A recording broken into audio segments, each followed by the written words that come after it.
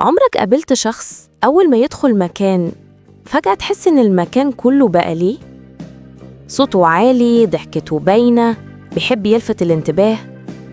ممكن تبص عليه وتقول يا بخت اللي معاه، بس الحقيقة مع الوقت هتكتشف إن البريق ده وراه تمن كبير. النرجسي العلني بيبدأ أي علاقة زي نجم سينمائي، بيخليك حاسس إنك محظوظ، كأنك لقيت الشخص المثالي، واثق، ناجح، عارف نفسه، عنده كاريزما. تصدق الكلام وتفتكر إنك أخيراً لقيت حد مختلف.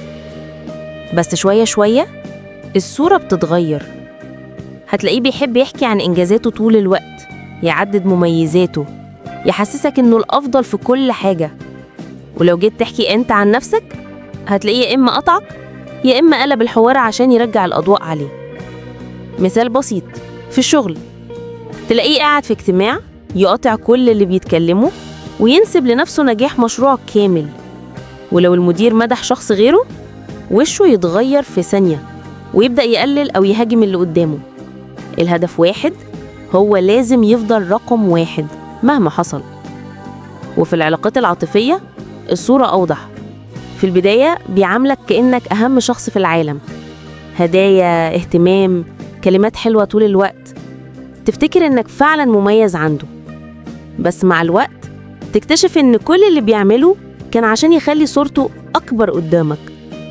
لو يوم واحد نسيت تمدحه أو انشغلت عنده يتقلب عليك، مرة يقولك أنت مش مقدرني، مرة يخليك تحس إنك مقصر أو إنك أقل منه. الخطير إنك تلاقي نفسك داخل لعبة من غير ما تحس، كل يوم بتحاول ترضيه وتكسب رضاه وهو عمره ما بيرضى.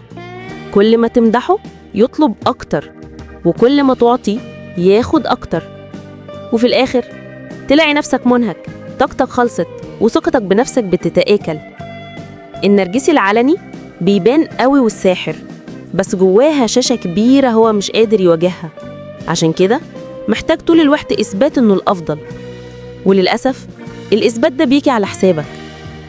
المشكلة إنه مش شايف إن عنده خلل، هو مقتنع إنه كامل وإن اللي حواليه هم اللي مقصرين، وعشان كده فكرة التغيير شبه مستحيلة.